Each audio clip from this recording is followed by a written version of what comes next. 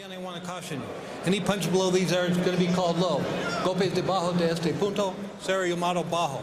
With that said, I want you to obey my commands, protect yourselves at all times. Obedezcan mis comandos y protegerse a sí mismo siempre.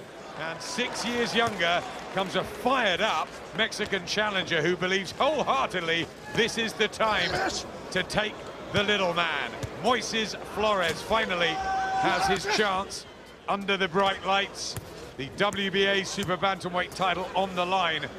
And a wonderful hors d'oeuvre here, Paulie, of unbeaten fighters meeting before the big one. Yeah, Rigondeau's going to have a Kung guy in front of him. We'll see if he can, if Moises can match any of the talent Rigondeau has. You see Rigondeau setting up for a left cross that grazed him there, but he's definitely going to show the enthusiasm. An undefeated guy always has a bit more enthusiasm, and it's harder to take away. It's harder to take away the winning mentality from him. So we'll see how Rigondeau frustrates him, or if he can frustrate him. He's also a massive super bantamweight. Huge is Flores. He's wiry, though, and wild, and a real character. As we saw the exuberance in the ring walk. And just a calm demeanor by Rigondeau. You know, you'd say by the textbook he's doing the wrong thing right now. He's a lefty, he's going to his own left, he's going towards the right hand, but really you can't say Rigondeau does anything wrong because he figures out a way to make it right. He's brilliantly astute, isn't he? Just the southpaw. Yeah, and just a great sense of distance. You see, even when he's walking around, even if he's by textbook, it's the wrong way. Now he's switching directions. Now he's going back, but he's just finds his way out of range and in range so smoothly and really so calmly. You see how he's got Moises Flores missing by just a little bit, but yet he's so calm, even with the punches just barely missing him, you know? It's inches, isn't it, in distance? It's even less than inches, I'll tell you, it's crazy. Yep. But he's so calm. Usually a punch whizzes by you that close, you hear the wind, and it'll alert you a little bit, it'll make you a little tense. Instead, it's like he's in his living room, you know, shots missing, and eventually, once he gets you missing enough, he'll start to get your timing, and he'll start to make you pay for that.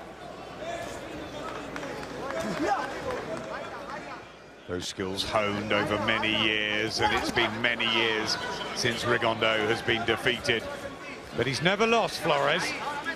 Look at this, terrific. Look at those little moves. You know, finding the escape right there when you think you have him trapped. Changing the level. Now he changed the angle. You see how he just gave him the shoulder lead and then he changed the angle right there. Little things that just aren't appreciated by enough people in boxing, and that's why he gets criticism, especially in the U.S. There's too much of a concentration on knockouts, and too much of a concentration on toe-to-toe fighting. I mean, that people don't stop enough to appreciate this guy and the little nuances that he does. There's so many little nuances he's doing just in this first round alone.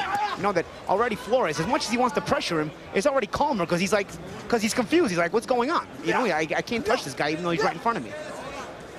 And before you know it, Rigondeau will start to let go of the counter. So there it is right there. You see, there was one shot, and that's how he won him the round. You see how a round where nothing's really going on, Moises was pushing. Oh, nice wonderful uppercut as well, and a left hand after the bell. And down goes Flores. But is that right? Hang on a minute. Controversy here at the end of the first round of this world title. He made a meal of it, wasn't it? Yeah, I think so. Let me see now again. Let me see, because I think he stands up at first. Look. I think he's, look, I don't know. Maybe if you go the shot lands, if you go out knocked out cold like this, you go out cold before you hit the ground. Instead, he's standing, look, he even raised his right glove. He even raised his right glove for a second, and then he was holding and hitting him with the uppercut behind it. And that is a foul. But that had nothing to do with the way the fight ended. Why are you focusing on this when he wasn't holding him behind the head when the lethal punch landed? Because when the final punch lands, which is the one that's in question, there's no holding behind the head. No holding so what are you worried about the holding behind the head for? I think he was about to tell him off for the behind the head holding, and actually... And that's when Flores realized, you know what, let me make a meal of this. That's when Flores took that second and said, let me make a meal of this. You know, like right here. Because it's certainly a foul. It's certainly a foul. Well, look. Now the shot lands here. There's no holding behind the head. Recklich was in the motion of jumping in. We've got the Unified Championship rules in front of us. Recognized as the all-over WBA Super Bantamweight Champion of the world, Guillermo El Chacal Rigondeau. They were celebrating Team Rigondeau right at the start of all of that. They believed it would be by knockout, that he has successfully retained his title. He's 18-0, he's unbeaten.